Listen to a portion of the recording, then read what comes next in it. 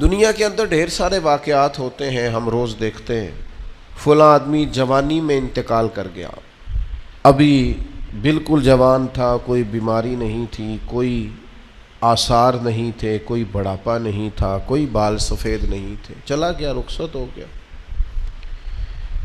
اب اس طرح کی جتنی بھی چیزیں ہوتی ہیں اس سے دو قسم کا لوگ نتیجہ اخذ کرتے ہیں۔ ایک لوگ اس سے عبرت لیتے ہیں۔ عبرت کیا ہے؟ کانوں کو ہاتھ لگائیں گے، توبہ توبہ توبہ استغفر اللہ، اللہ معاف کرے جی، دیکھو ابھی اسی عمر میں بیچارہ رخصت ہو گیا، یہ عبرت ہے۔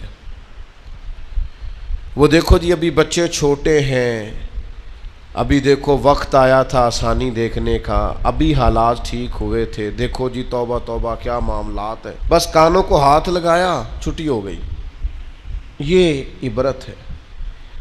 اور کچھ لوگ ایسے ہوتے ہیں جو ان چیزوں سے نصیحت حاصل کرتے ہیں۔ وہ کہتے ہیں یار وہ جوانی میں چلا گیا تو میں بھی تو جا سکتا ہوں نا،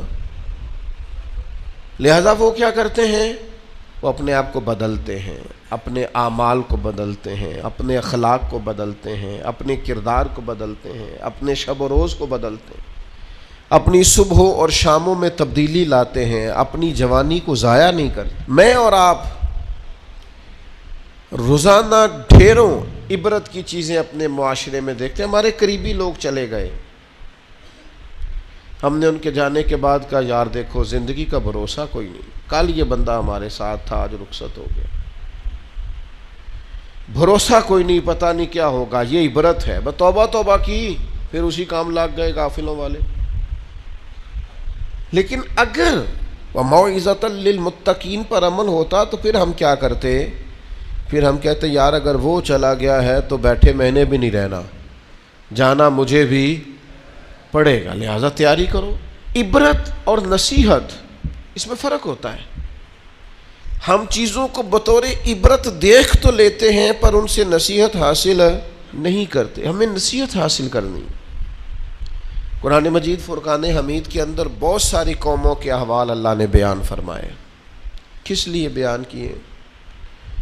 قرآن کوئی معاذ اللہ ہمیں کوئی واقعہ سنا کے ایسے ہی گزرنا تو نہیں چاہتا، لیکن اتنی قوموں کے حالات ہیں، جگہ جگہ ذکر ہے جناب نوح کا ان کی قوم کا، جناب داؤد کا ان کی قوم کا، جناب لوط علیہ السلام کا ان کی قوم کا، جناب شعیب علیہ السلام کا ان کی قوم کا، جگہ جگہ پہ ذکر ہے، تذکرہ ہے، انبیاء نے انہیں سمجھایا ہے، وہ باز نہیں آئے، اس کی انہیں سزا ملی ہے۔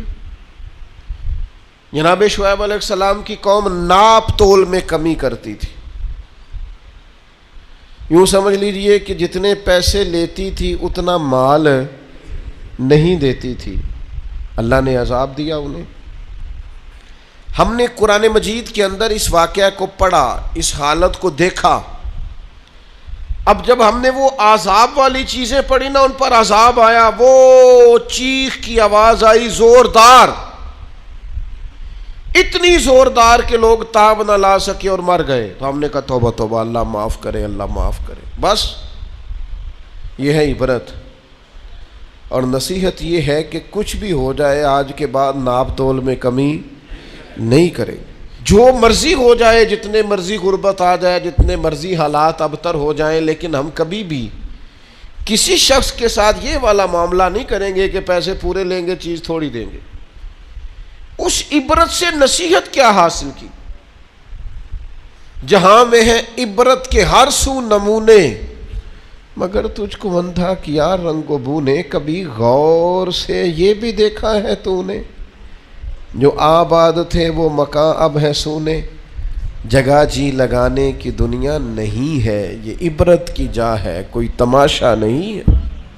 غور یہ کرنا ہے کہ وہ والا جرم، وہ والی خطا، وہ والا معاملہ کہیں ہمارے اندر تو نہیں ہے۔